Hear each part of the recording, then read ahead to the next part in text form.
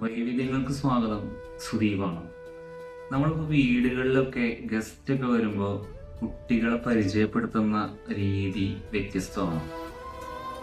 ഉദാഹരണത്തിന് പ്രത്യേകിച്ച് പെൺകുട്ടികളൊക്കെ പരിചയപ്പെടുത്തുമ്പോൾ ബികോം കഴിഞ്ഞു, കെട്ടിക്കാറായി എന്ന് പറയുമ്പോൾ നമുക്കൊരു ബുദ്ധിമുട്ട് അനുഭവപ്പെടുന്നുണ്ട്.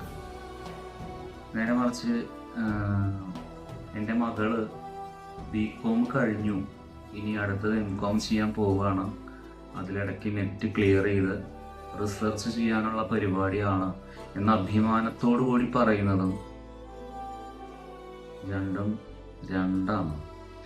ജഗദീഷ് ധീരൻ സിനിമയിൽ പറയുന്നുണ്ട്, സ്വിച്ചിട്ട മാറുന്നതല്ലല്ലോ സൊസൈറ്റി എന്ന്. പക്ഷേ എത്ര സമയമെടുത്താലും തിരുത്തപ്പെടേണ്ടത് തിരുത്തപ്പെടുക തന്നെ ചെയ്യും. അപ്പോൾ ഓക്കെ, പാക്കലാം.